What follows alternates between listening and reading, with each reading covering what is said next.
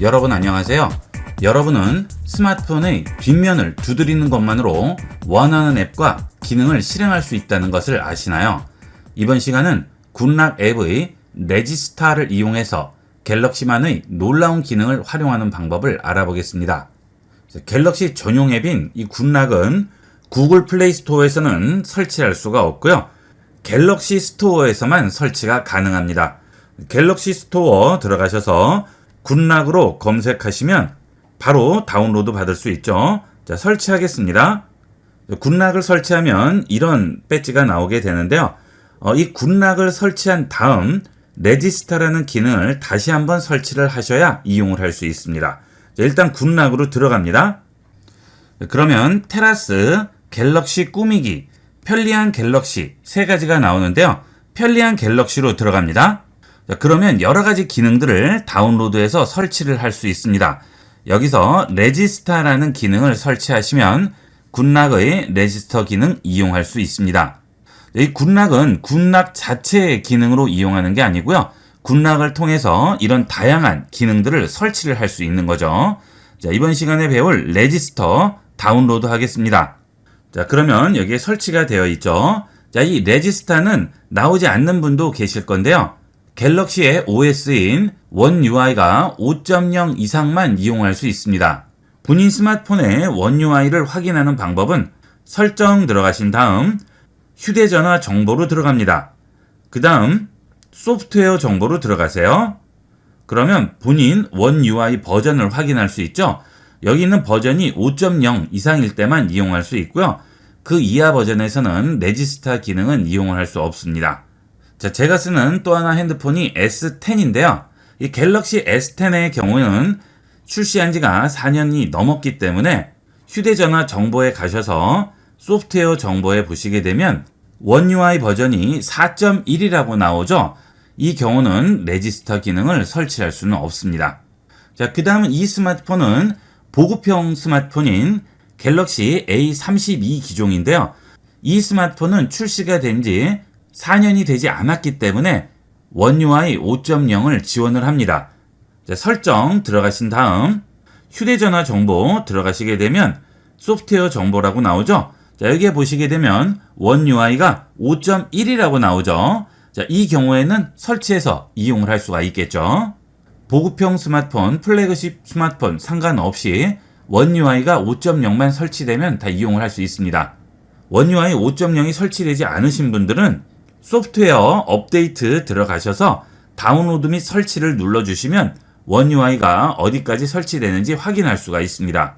자, 최신 소프트웨어로 나오죠? 최신 소프트웨어가 나오면 현재 그 원 UI 버전까지 이용할 수 있는 상태가 되겠습니다. 여기서 확인을 해보도록 하세요. 자, 갤럭시 굿락 실행하시고요. 여기서 레지스터 실행합니다. 레지스터에 필요한 권한 설정 해달라고 하죠. 자, 계속합니다. 허용합니다. 자, 그러면 설정 창이 나오게 되는데요. 자, 여기 있는 확장 기능이 중요한 기능들이죠. 여기 있는 꾹 누르기 액션의 경우는 원 UI가 5.0이더라도 갤럭시 폴드 스마트폰만 이용을 할 수 있습니다. 자, 이 기능은 잠시 후에 보고요. 그 다음 뒷면 두드리기 액션을 보도록 하겠습니다. 뒷면 두드리기 액션 들어갑니다. 그러면 2번 두드려서 액션을 실행할 수도 있고 3번 두드려서 실행할 수도 있죠. 한 번에 하나의 기능을 실행할 수 있기 때문에 2번 두드려서 실행하는 액션 하나와 3번 두드려서 실행하는 액션 또 하나, 2개까지 이용할 수가 있는 겁니다. 일단 여기서 사용함을 사용함으로 바꿔주셔야 되겠죠. 자, 그 다음 2번 두드려 액션 실행합니다. 자, 그 다음 여기 보시면 아주 다양한 기능들을 이용을 할 수 있어요. 스크린샷 찍을 수도 있고요. 구글 어시스턴트 실행할 수도 있고 팝업 윈도우, 알림 보기, 최근 실행 앱, 그 다음 뒤로 가기, 그 다음에 여러분이 원하는 앱을 실행할 수도 있습니다. 자, 스크린샷을 찍어 보도록 할까요? 자, 여기 터치합니다. 자, 그러면 2번 두드려 액션 실행에 스크린샷 생성 후 공유라고 나오죠. 자, 그러면 2번 두드려서 스크린샷을 찍어 보도록 할게요. 자, 예를 들어서 이렇게 지도를 보다가 스크린샷을 찍어야 되겠습니다. 자, 그러면 뒷면을 두드리는 거죠. 2번만 두드립니다. 그러면 바로 이렇게 스크린샷이 찍히게 되고요. 내가 원하는 사람에게 공유를 할 수도 있고 클라우드 같은 곳에 저장을 할 수도 있겠죠. 자, 유튜브로 들어왔는데요. 자, 이런 영상도 중간 부분을 캡처를 할 수 있겠죠. 자, 뒤에 2번 두드립니다. 자, 그러면 이렇게 간단하게 스크린샷을 찍어줄 수가 있죠. 자, 그 다음 구글 어시스턴트를 실행하실 때 보통 여기 있는 홈 버튼을 누르고 기다리면 구글 어시스턴트가 실행이 되게 되는데요. 그 구글 어시스턴트도 2번 두드려서 실행을 할 수 있습니다. 2번 두드립니다. 그러면 구글 어시스턴트 바로 실행이 되겠죠. 자, 그 다음 팝업 윈도우 같은 경우도 굉장히 편리하게 이용을 할 수 있어요. 자, 예를 들어서 이렇게 유튜브를 보고 있습니다. 자, 이렇게 유튜브가 실행이 되고 있어요. 자, 이 유튜브 화면을 팝업 윈도우로 바꿔보도록 하겠습니다. 자, 뒤쪽을 2번 두드립니다. 자, 그러면 이렇게 팝업 창으로 뜨게 되죠. 자, 영상을 이렇게 팝업을 띄워놓고 볼 수가 있습니다. 자, 홈 버튼을 누르게 되면 유튜브 표시가 이렇게 작게 나오게 돼요. 다시 누르면 팝업을 다시 띄울 수 있고요. 원하는 것을 가져다 놓고 플레이를 할 수도 있겠죠. 자, 이 팝업 윈도우 이용하시면 아주 편리하게 이용할 수 있어요. 동시에 여러 가지 작업을 할 때 영상을 보시면서도 할 수 있고 활용도가 매우 높습니다. 자, 그 다음 전체로 보실 때는 여기 전체 버튼 누르면 전체 화면으로 되고요. 자, 다시 2번 두드린 다음 다시 여기 터치하시고 X 누르면 닫히게 되겠죠. 자, 그 다음 알림 보기 같은 경우도 2번 두드리면 상단 알림창이 바로 내려오죠. 이런 건 정말 편해요. 터치해서 내릴 필요가 없죠. 자, 그 다음 앱 실행이 있죠. 자, 이런 것들도 자주 이용하는 앱들은 2번 두드려 실행에 등록을 해 놓으시면 바로 접근할 수가 있습니다. 자, 예를 들어서 여러분들이 가장 많이 이용하는 앱이 카카오톡일 텐데요. 카카오톡 터치합니다.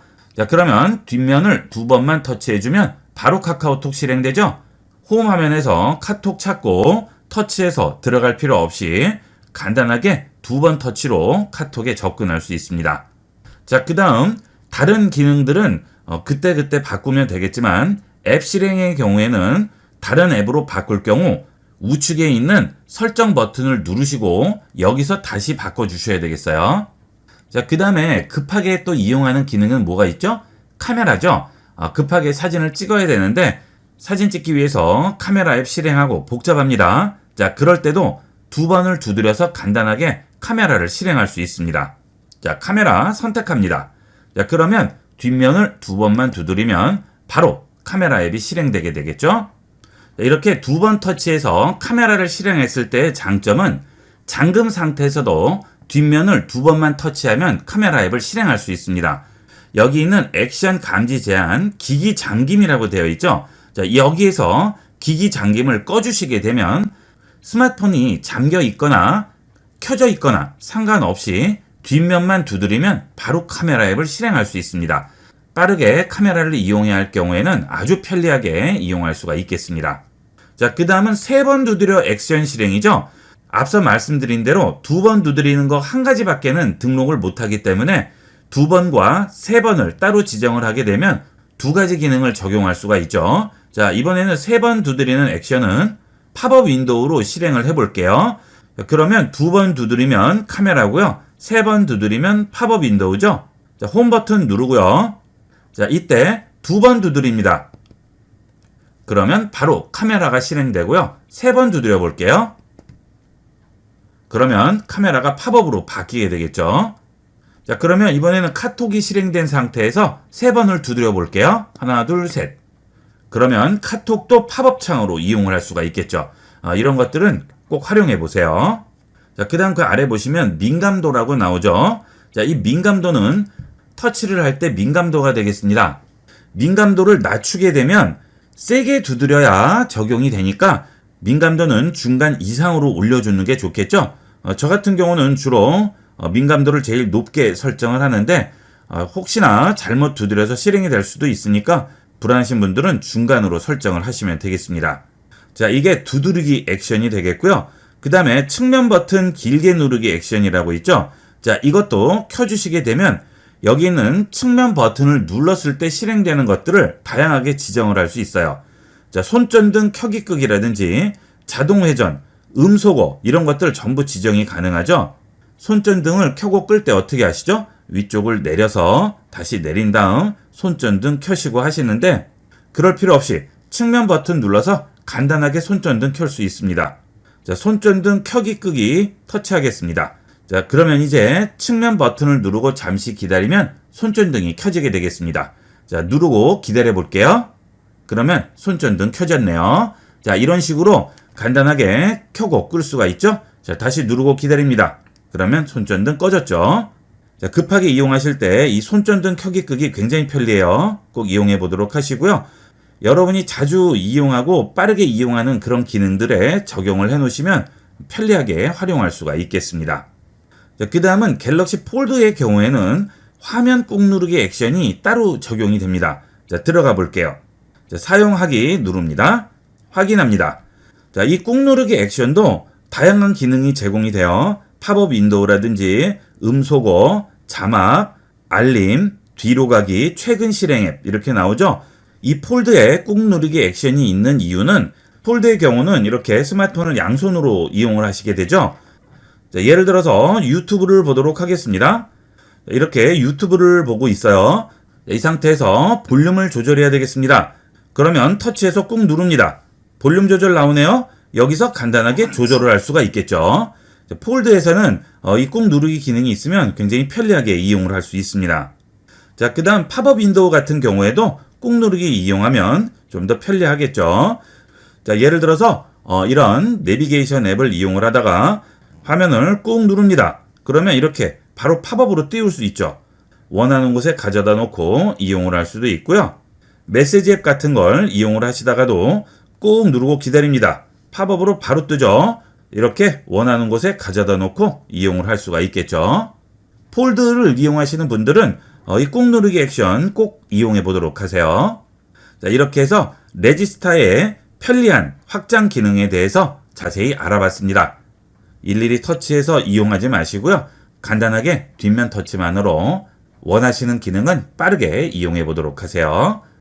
여러분 안녕하세요. 요즘 인공지능이 세계적인 이슈인데요. 여러분이 사용하시는 스마트폰에 이미 예전부터 인공지능을 활용한 기능이 들어 있었습니다. 이번 시간은 인공지능의 원조라고 할 수 있는 무엇이든 답해주는 구글 렌즈에 대해 알아보겠습니다. 구글 렌즈는 기본 설치되어 있는 앱은 아니기 때문에 없는 분도 있으실 텐데요. 구글 렌즈가 없으신 분들은 구글 플레이 스토어 들어가셔서 구글 렌즈로 검색을 하시면 바로 찾을 수 있습니다. 저는 설치되어 있기 때문에 열기라고 나오죠. 여러분은 설치해 주시면 되겠습니다. 그러면 렌즈 배지가 보이게 되는데요. 렌즈 앱 실행합니다. 구글 렌즈를 실행하게 되면 기본적으로 내 스마트폰에 저장되어 있는 사진들이 나오게 됩니다. 자, 그 사진에서 원하는 것들을 검색을 할 수 있죠. 자, 아래로 내려주도록 하겠습니다. 자, 그러면 메뉴가 3개가 나오게 되죠. 번역과 검색, 과제가 되겠습니다. 자, 번역부터 보도록 할 텐데요. 이 번역은 말 그대로 번역하는 기능 외에도 스마트폰 카메라로 비치는 글씨를 디지털 텍스트로 변환해주는 기능도 같이 제공을 합니다. 피천등님의 수필인 가든파티라는 수필인데요. 자, 이것을 한번 찍어보도록 하겠습니다. 자, 번역 누르게 되면 한국어를 한국어로 바꾼다고 나오죠. 스마트폰 카메라로 찍는 언어는 자동 감지가 되고요. 그 언어를 내가 원하는 언어로 바꿔줄 수 있죠. 자, 일단 찍어보도록 하겠습니다. 원하는 책을 이렇게 비춰준 다음 셔터 버튼을 누르겠습니다. 자, 그러면 사진이 찍히게 되고요. 그 사진에 있는 글씨들을 여러 가지로 활용할 수 있습니다. 자, 일단 전체 선택을 해서 디지털 텍스트화 시킬 수가 있죠. 자, 전체 선택하시게 되면 전부 디지털 텍스트화가 돼서 내가 원하는 곳에 붙여 넣을 수 있습니다. 그리고 그 정보를 보여주게 되죠. 가든파티 피천득이라고 나오게 되네요. 자, 내리겠습니다. 그 다음 이렇게 선택된 텍스트를 텍스트 복사를 이용을 해서 복사한 다음 내가 원하는 곳에 붙여 넣어 주시면 되는 겁니다. 자, 그 다음 듣기 기능이 있죠. 자, 이 듣기 기능은 지금 스마트폰 카메라로 찍은 사진에 있는 텍스트들을 전부 읽어주게 됩니다. 자, 듣기 해볼게요. 가든파티. 자동차가 물결같이 몰려 들어가는 영국 대사관 골목으로 덕수궁 담장을 끼고 걸어가려니까 여보 어디 가오? 하고 순경이 건문을 한다. 자, 이런 식으로 전체 텍스트를 다 읽어주죠. 자, 그 다음 여기서 번역을 해보도록 할까요? 자, 지금 한국어로 되어 있는데요. 자, 언어 변경을 눌러줍니다. 그러면 도착 언어를 설정을 할 수 있죠. 지금 한국어로 설정이 되어 있는데요. 자, 이것을 영어로 설정을 해볼게요. 그러면 지금 구글 렌즈로 비친 한글로 된 문장들을 전부 영어로 바꿔주게 됩니다. 자, 그 다음 듣기를 해주게 되면 Garden party. I was about to walk along the Deopshaging Palace wall to the British Embassy alley, where 전부 또 영어로 읽어주게 되죠. 간단하게 스마트폰 카메라로 비친 텍스트를 내가 원하는 언어로 바꿀 수가 있겠습니다. 자, 뒤로 돌아가겠습니다. 자, 이번에는 원서인데요. 이 원서를 번역을 한번 해보도록 할까요? 자, 이렇게 비춰줄 때 상단에 보시면 출발 언어는 자동 감지가 돼서 영어로 나오는데 도착 언어도 영어로 되어 있죠. 앞서 우리가 번역을 할 때 영어로 바꿨기 때문에 그렇죠. 자, 이걸 다시 누르시고요. 도착 언어를 한국어로 바꿔줄게요. 자, 그러면 영어를 한국어로 바꿔주죠. 자, 이런 식으로 비춰주기만 하면 그 내용을 바로 번역을 해주게 됩니다. 자, 이 경우는 따로 여기 있는 셔터 버튼으로 찍을 필요가 없죠. 그냥 비춰만 줘도 바로 번역이 됩니다. 자, 하지만 이 텍스트를 읽어야 할 경우에는 셔터 버튼을 눌러야지만 메뉴가 나오게 되겠죠. 자, 눌러볼게요. 그러면 듣기 버튼이 나오게 되죠. 듣기 누르면 유정. 나는 밤의 즐거운 방랑자입니다. 나는 오베론에게 농담을 하고 그를 웃게 만듭니다. 그러면 이렇게 들을 수가 있어요. 자, 그 다음은 요즘 해외여행도 많이 다니시는데요. 그럴 경우 메뉴를 볼 때 굉장히 불편하죠. 로컬 메뉴판들은 사실 알아보기가 힘듭니다. 자, 이럴 때도 아주 쉽게 구글 렌즈를 이용을 해서 확인할 수 있습니다. 자, 지금 출발 언어는 영어로 되어 있죠. 도착 언어를 영어에서 한국어로 바꿔줍니다. 자, 그러면 지금 나와 있는 영어 메뉴들이 전부 한국어로 바뀌게 됩니다. 자, 이 메뉴가 뭔지 궁금해요. 자, 이렇게 보시게 되면 햄버거 스테이크라고 나오죠. 디너, 버섯구이에 브라운 그레이비를 얹은 양면 요리라고 하죠. 자, 그 옆에 볼까요? 절인 돼지갈비 2개, 양면이 함께 제공된다고 합니다. 그 다음 구운 닭다리살 2개, 스테이크와 연어 1조각이 제공된다고 하죠. 자, 이런 식으로 메뉴 같은 거 보실 때 아주 편리하게 이용할 수 있습니다. 해외에 가셨을 때 이런 메뉴 보실 때 불편하실 경우 바로 구글 렌즈 꺼내셔서 간편하게 확인하시면 되겠습니다. 자, 그 다음 이렇게 전체를 비친 다음에 셔터로 아예 찍어주도록 하겠습니다. 그러면 이 상태에서 확대해서 내가 원하는 부분을 자세히 확인할 수가 있겠죠? 스마트폰에 메뉴를 가져와서 보는 것처럼 이용할 수가 있겠습니다. 번역 기능이 필요할 경우에는 많이 활용을 해보도록 하세요. 자, 그 다음은 검색 기능인데요. 이 검색 기능을 이용을 하면 원하는 것은 무엇이든 검색을 해주게 됩니다. 자, 외부에 나가서 검색을 한번 해볼까요? 저희 집 앞에 있는 나무인데요. 이 나무가 무슨 나무인지 한번 찍어보도록 하겠습니다. 잎이 구별이 되는 크기로 가까이 간 다음 셔터 버튼으로 검색을 해줍니다. 자, 그러면 그 나무에 대한 정보가 인터넷에서 쭉 나오게 되죠. 비자나무라고 하네요. 잎 모양 보면 똑같은 모양이죠. 다양한 정보들을 확인할 수 있습니다. 이렇게 식물을 검색할 때는 아주 유용하게 이용할 수가 있습니다.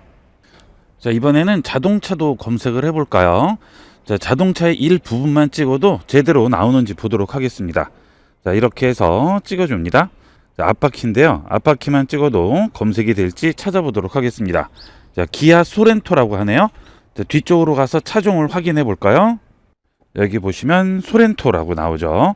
이런 자동차 같은 경우에는 전체 사진을 찍지 않고 일부분만 찍어도 어느 정도 다 찾아주게 됩니다. 인공지능이 인터넷상에 올라와 있는 모든 사진들을 전부 검색을 한 다음 최대한 부합되는 사진으로 찾아주게 되는 거죠. 그 다음 저희 아파트 단지에 이렇게 조그맣게 설치되어 있는 게 있는데요. 이게 뭐 하는 건지 궁금합니다. 이럴 때도 셔터 버튼을 이용해서 간단하게 검색할 수 있습니다. 자, 찍어볼게요. 자, 백엽상이라고 하죠. 봉 타입이라고 합니다. 백엽삼은 기상계측기라고 합니다.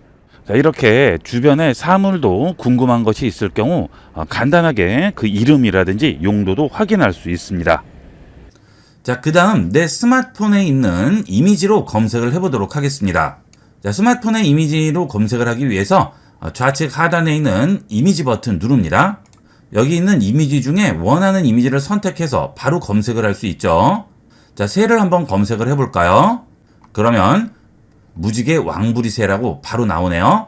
자, 그 다음 고래 사진인데요. 이 고래도 선택을 해보면 혹등고래라고 바로 나오게 됩니다. 자, 위로 올리시면 여러 사진들과 설명을 확인할 수 있습니다. 다시 내리고요. 자, 뒤로 돌아갑니다. 자, 그 다음 또 다른 사진 볼까요? 자, 동물 사진인데요. 뿔이 크게 나 있죠. 자, 이거는 어떤 동물인지 찾아보도록 하겠습니다. 무플론 양이라고 하네요. 자, 똑같이 생겼죠. 유럽의 무플론 양이라고 합니다. 자, 이렇게 이미지로 찾아주는 기능은 구글 렌즈가 독보적이라고 보실 수 있겠습니다. 다른 렌즈 앱에 비해서 이 구글 렌즈가 이런 부분은 가장 월등하게 잘 찾아줍니다. 자, 그 다음은 물고기인데요. 운영자님이 물고기를 잡은 사진입니다. 이 물고기 종류도 알아볼까요? 바로 나오죠. 자, 잉어라고 하네요. 그리고 잉어에 대한 여러 가지 설명도 나오게 되겠죠. 자, 그 다음은 인터넷에 비슷한 사진들이 많이 올라가 있을 경우 위치나 장소도 정확하게 찾아주게 됩니다. 제가 얼마 전에 의왕 아울렛을 가서 찍어 온 건데요. 이 사진을 선택을 해보시게 되면 비슷한 사진이 있기 때문에 바로 찾아주죠. 롯데 프리미엄 아울렛 타임빌라스라고 하네요. 이런 꽃사진 같은 경우에는 거의 정확하게 찾아주게 됩니다. 삼지 당나무라고 하죠. 이렇게 구글 렌즈의 검색 기능을 이용하면 여러분이 원하는 것은 무엇이든 간단하게 찾아줄 수 있습니다. 자, 그 다음은 과제인데요. 이 과제의 경우에는 문제가 있을 경우 그 문제에 대한 답을 알려주는 건데 인터넷에 동일한 질문과 답이 올라와 있을 때만 가능하죠. 자, 예를 들어서 이런 수학 문제를 풀 거예요. 자, 그러면 일단 셔터 버튼을 이용해서 찍어줍니다. 자, 그 다음 필요 없는 부분은 빼고요. 문제만 이렇게 구역을 잡아줍니다. 그러면 아래쪽에 이 문제에 대한 텍스트가 그대로 들어와 있죠. 자, 그 다음에 수식 수정은 있지만 이 문제에 대한 답을 얻을 수는 없습니다. 내가 검색한 수학 문제라고 나오고 웹상에 같은 질문과 답이 있을 경우에만 그 답을 찾을 수가 있죠. 자, 그래서 아직은 이 과제 부분은 좀 부족한데요. 번역과 검색 기능은 거의 완벽하게 이용을 할 수 있습니다. 궁금한 것이 있으시거나 해외에 나가셨을 때 물체 이름이 궁금할 때 원하시는 건 뭐든 검색할 수 있는 구글 렌즈 많이 활용해 보도록 하세요. 여러분 안녕하세요. 대부분 하나쯤은 클라우드 서비스를 이용하고 계실 텐데요. 네이버 계정이 있으시고 무료이면서 빠른 속도를 원하시고 많은 용량을 이용하고자 하시는 분들에게 최적의 클라우드 서비스는 네이버 마이박스입니다. 이번 시간은 네이버 마이박스의 사용법에 대해 알아보겠습니다. 네이버 마이박스를 이용하기 위해서는 네이버 마이박스 앱을 설치를 해야 됩니다. 물론 네이버 앱을 이용을 해서도 네이버 마이박스를 이용을 할 수는 있습니다. 네이버 앱을 실행을 하시면 좌측 상단 줄세개 버튼 나오고요. 그 아래로 내려가시면 네이버 마이박스라고 있죠. 자, 이렇게 해서도 네이버 마이박스로 들어갈 수 있습니다. 하지만 이렇게 네이버 앱을 이용을 해서 마이박스를 실행했을 경우에는 파일을 업로드 한다거나 다운로드 할 때 약간 불편한 점이 있어요. 되도록이면 마이박스 앱을 설치를 해서 이용하시는 게 좀 더 편리하게 이용할 수 있겠습니다. 구글 플레이 스토어에서 네이버 마이박스를 설치하도록 하겠습니다. 마이박스로 검색을 하시면 네이버 마이박스라고 해서 나오죠. 자, 이거 설치하겠습니다. 자, 설치됐네요. 홈 화면 돌아가겠습니다. 자, 홈 화면에 네이버 마이박스 배지가 보이시죠? 자, 이렇게 네이버 마이박스가 설치가 되어 있어야 사진 같은 것들을 전송을 할 경우에 공유 버튼을 누르고 아래쪽에 보시면 공유할 수 있는 여러 가지가 나오게 되는데요. 이때 여기에 네이버 마이박스가 뜨게 됩니다. 만약 마이박스를 설치하지 않으시면 이 마이박스가 뜨지 않아요. 그래서 좀 불편한 부분이 있습니다. 마이박스를 설치해서 이용하시는 게 좀 더 편리하게 이용할 수 있겠습니다. 마이박스 실행합니다. 알림 허용합니다. 기계 사진 동영상 음악 오디오 액세스 허용해야겠죠? 자, 그러면 마이박스에 안전하게 사진을 저장하고 여유 공간 확보하라고 하죠. 자, 자동 올리기를 사용하게 되면 여러분 스마트폰에 있는 사진이 자동으로 업로드가 되게 됩니다. 자, 편리하긴 하지만 마이박스에서 제공하는 30기가 용량을 빨리 소진할 수가 있기 때문에 유료로 이용하지 않으실 경우 자동 올리기는 끄고 이용을 하도록 하세요. 자, 그 다음 확인합니다. 자, 그 다음 올리기 크기를 확인하라고 하죠. 사진 최저 크기, 동영상 최저 크기로 기본 설정이 되어 있는데요. 자, 이 경우 화질은 최대한 유지하면서 크기를 줄이게 됩니다. 원본이 아닌 거죠. 나는 원본으로 올리고 싶어요. 그럴 때는 설정 변경하기 들어가신 다음 사진이나 동영상을 전부 원본으로 바꿔주시면 되겠습니다. 사진 원본 체크하고 동영상도 원본 체크하겠습니다. 꼭 원본 저장이 필요 없으신 분들은 최저 크기를 이용하시면 되겠습니다. 자, 뒤로 돌아갑니다. 자, 이게 네이버 마이박스로 들어온 상태가 되겠습니다. 자, 여기 보시면 사진이 있고요. 그 다음 파일이 있죠. 자, 파일은 사진, 문서, 음악 상관없이 한 번에 다 보이는 것이고요. 사진을 누르시면 사진만 확인을 할 수 있겠죠. 자, 그러면 파일을 올려보도록 할까요? 자, 갤러리로 들어가서 원하는 사진을 업로드 해보도록 하겠습니다. 자, 지금 서류 사진인데요. 터치하고 기다립니다. 그러면 아래에 공유 버튼이 나오죠. 공유 누르시고요. 자, 여기서 아래쪽에 있는 네이버 마이박스를 선택합니다. 혹시 보이지 않으시면 터치해서 좌측으로 민 다음 더보기 버튼 누르시면 마이박스 확인할 수 있을 겁니다. 자, 마이박스 터치합니다. 그러면 링크를 공유할 수도 있고 파일을 올릴 수도 있죠. 자, 파일을 올려볼게요. 그러면 해당 파일 보이게 되고요. 한 개 올리기라고 나오죠. 자, 마이박스에 여러 가지 폴더를 만들었을 경우에는 위치를 변경해서 올릴 수도 있습니다. 일단 하나를 올려보도록 하겠습니다. 자, 전송 완료됐다고 나오죠. 이 마이박스는 다른 클라우드 서비스에 비해서 속도는 월등하게 빠릅니다. 네이버 서버가 국내에 있기 때문에 그렇죠. 자, 이제 마이박스로 들어가 볼까요? 자, 그러면 바로 보이지 않을 수가 있습니다. 업로드는 됐지만 네이버 마이박스에 그 파일이 등록이 아직 안 된 상태라서 그러는데요. 그럴 때는 하단에서 파일 선택하시고요. 여기서 최근을 선택하시게 되면 최근에 올린 파일 여기에 올라가 있는 게 확인이 되겠죠. 자, 이렇게 간단하게 업로드할 수 있습니다. 자, 다시 뒤로 돌아가겠습니다. 자, 그러면 카테고리 설정 메뉴가 나오는데요. 최근, 사진 폴더, 동영상, 문서, 음악이라고 나오죠. 마이박스에 올라가 있는 파일 중에 사진, 동영상, 음악, 문서를 알아서 분류를 해줍니다. 이러면 찾기가 훨씬 쉽겠죠. 자, 문서를 눌러볼게요. 그러면 문서 파일만 보여주게 되고요. 동영상을 선택하면 동영상만 보여주게 됩니다. 그 다음 음악을 누르면 음악만 나오게 되겠죠. 자, 이렇게 카테고리별로 분류해서 원하는 파일만 찾아줄 수도 있습니다. 자, 그 다음 우측에 있는 플러스 버튼을 누르시면 내 스마트폰에서 직접 찾아서 올릴 수도 있습니다. 갤러리에 있는 파일을 찾아서 올릴 수도 있고요. 카메라로 직접 찍어서 올릴 수도 있고 내 스마트폰에 저장되어 있는 파일들을 찾아서 올릴 수도 있겠죠. 음악도 마찬가지가 되겠습니다. 자, 파일을 선택을 하시면 삼성 내 파일이 실행이 되게 되면서 원하는 파일을 직접 선택해서 전송을 할 수가 있겠죠. 예를 들어 이 사진을 선택을 했습니다. 그러면 지금 바로 전송이 되죠. 자, 이렇게 갤러리에 들어가서 직접 그 파일을 업로드할 수도 있고요.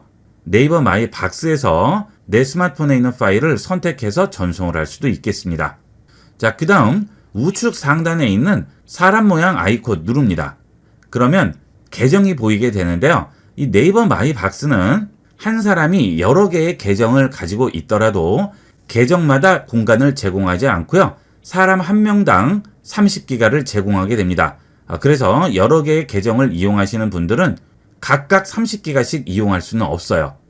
용량을 많이 제공하는 대신에 한 사람당 30기가만 제공을 하게 됩니다. 보통 다른 클라우드 서비스는 5기가 정도를 제공하죠. 네이버 마이박스는 30기가를 제공해서 훨씬 여유 있게 이용을 할 수 있습니다. 자, 그 다음 이 네이버 마이박스는 폴더를 지정을 한 다음 그 폴더에 있는 모든 파일들을 내가 원하는 사람들과 공유를 할 수 있는 함께 보기 기능을 제공을 합니다. 물론 공유하는 그 폴더 외에 다른 파일들은 전혀 접근을 할 수 없죠. 안심하고 이용을 하셔도 되겠습니다. 여러 명과 공유할 수 있는 폴더를 하나 만들어 보도록 하겠습니다. 함께 보기 합니다. 자, 그 다음 새 모임 플러스 누릅니다. 그 다음에 모임의 이름과 대표 사진 변경할 수 있죠. 자, 모임명 입력을 해볼까요? 요즘 산악회 모임들을 많이 하신다고 합니다.